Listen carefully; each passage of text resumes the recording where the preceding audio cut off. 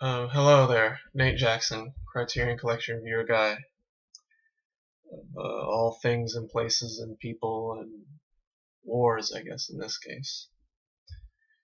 The, the next entry, number 156, Hearts and Minds by Peter Davis. Um, 1974, 112 minutes. And yeah, gosh, I don't, I know what to say about this one, but I don't know how to say it really. Because it's just so dark and sobering. It's something that I personally have no real knowledge of because the Vietnam War was not my war.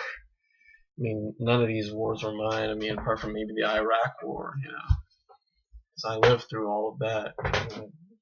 Um, so I don't know when the Criterion Collection will um, get a movie that's about the Iraq War, or at least a documentary about the Iraq War. Um,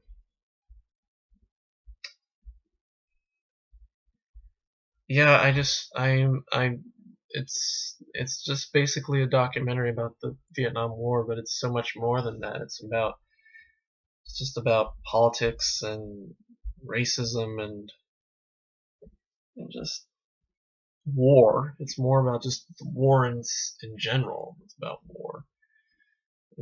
Peter Davis does a very fine job editing together a decent chronology of the war,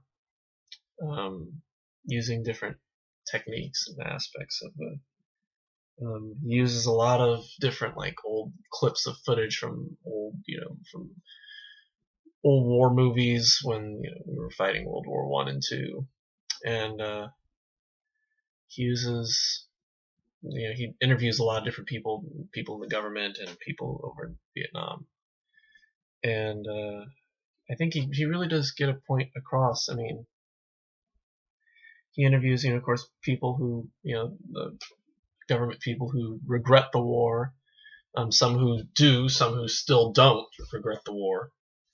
And he also, of course, interviews surviving soldiers who lived through it, and guys in wheelchairs and people who dropped the napalm, have nothing but really bad memories of those times. And of course, he undercuts it with a lot of horrific footage of Vietnam being killed. Such as, oh God, there's one particular shot of a man. I didn't see it all because I had to turn away, but a man gets shot like fate like point blank in the temple and falls to the ground and bleeds out the side of his head, and it's just I could not, I just lost it. Um, it's a really scary movie. It's weird. About halfway through it, I said, why is this still in print? Why couldn't Tokyo Olympiad, be in print and this be out of print? But in the end, you kind of realize that a movie like this deserves to be in print, and thank you Criterion for putting it in your collection, because it definitely it. I knew that war was a bad thing, and I knew that the Vietnam War was one of the most horrific wars and the most waste time, all the money we wasted and time and all that spent over there. Um, but in the end, I didn't really know, from I didn't really have any firsthand experience, or not firsthand experience, but like I didn't really watch like well, MASH was about the Korean War. Never mind, that doesn't matter. But uh, yeah, it didn't really. I never really like got into a real like side of it apart from like certain songs, protest songs that I've heard about the war, all that. What else can I tell you about this movie? This documentary. It's not. It's a movie documentary. Some other things that stand out. There is a interesting little parallel. I think Peter Davis intercuts footage of like a football game, and I wonder if he did probably obviously did that to compare the war to a football game. You know, the coach, there's one bit where a coach like slaps his players around before they go out and fight, and then it cuts to them bombing villages and all that, beating soldiers. I mean, beating the Vietnam to the tune of "Over There." They play. God, that's the kind of stuff that just really gets you when you hear something like that. And yeah, I mean,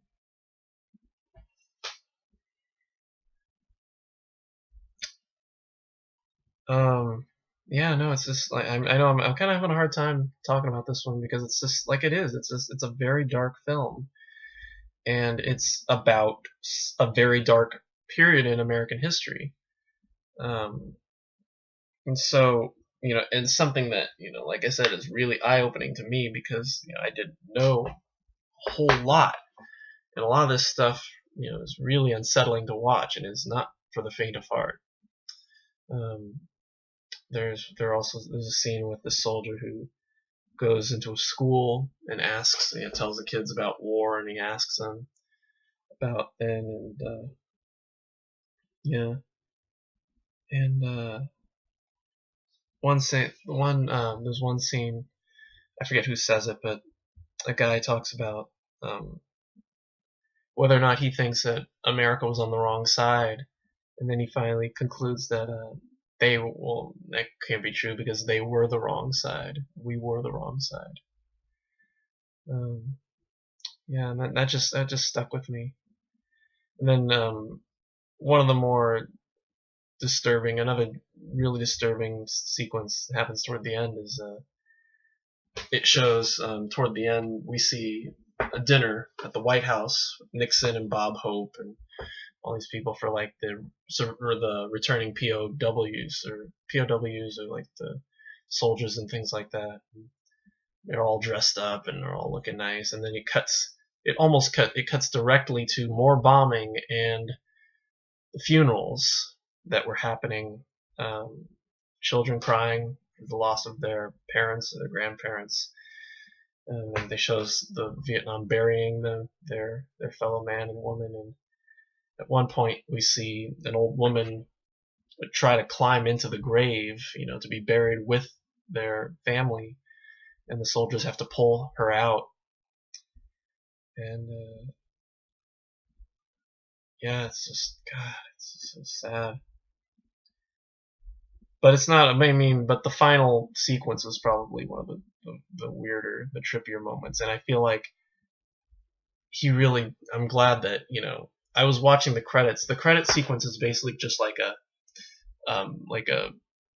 parade. It shows a parade, and it's like everybody's happy and smiling and waving American flags. But at one point, we see toward the end of the credits, we see people protesting the war and saying, and people throwing things at people, and like it just slowly becomes chaotic for a minute, and people get dragged out, and one of the soldiers looks at the camera and says like, and what are they complaining about? We were the ones who were over there, and you guys and your cameras. It was just like, yeah, I mean, but I don't know. It's so dark. And then festivities start again, and that's basically the movie. So, I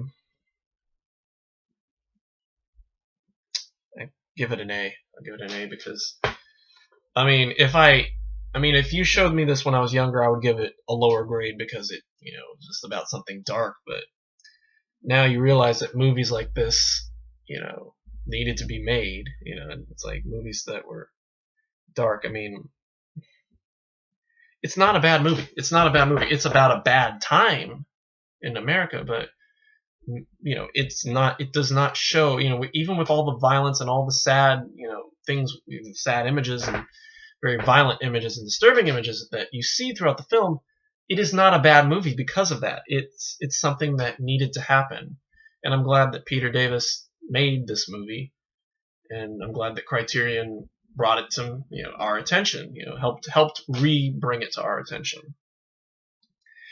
And yeah, that's all I'm gonna say about this one. It's dark, it's sad, but it's something that if you're not educated on the Vietnam War, as I was, you should see this movie. Yeah, A. That's all I can say about Hearts and Minds. So leave it at that. Now, speaking of bad movies, I don't know about this one though. I mean, this is gonna be kind of weird going into this this comedy, and after seeing such a really dark film, and then The Importance of Being Earnest and Redbeard, and I'm wondering if Criterion did it that way. If they were planning, there was some kind of planning behind the spine numbers, and I'll probably bring this up at the season 2 wrap up in a few months. But yeah, I'm wondering if they thought, God, Hearts and Minds is such a dark movie. Let's get a Wes Anderson. Everybody loves Wes Anderson. Everybody in the world. Otherwise, we throw him out of America. Yeah. I don't know. But anyway, yeah. So we'll get to that tomorrow. Well, you know what? Actually, yeah, we will get to this tomorrow. I don't know. I wish that this doesn't say how long it is, but it can't be too long. Yeah, it doesn't. Yeah, it does not say how long it is, and I don't know. Like, I think it's because it's one of those weird, like, dual disc things, and so it's like a weird package where it doesn't even have like the summary. I don't even know what this movie's about. It's about I think it's about some family who, somebody dies and like somebody gets an heir or something. I don't know. Anyway, so we'll get to that tomorrow. Hopefully. I don't know. I just remembered I have work tomorrow, so I might not have time for it, but we'll see what happens. We'll do it afterwards. And then The Importance of Being Earnest, we'll probably do that Thursday, depending on how much. Yeah, probably Thursday. I'm not too sure right now. And then Redbeard. If not Saturday, definitely Sunday, and then of course I do Las Liberté, and The Roofs of Paris and Ratcatcher are all on their way. So yeah, that's the schedule for now. So thank you for watching.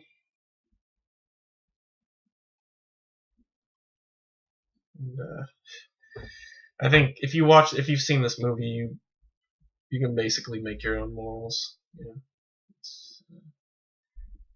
Yeah.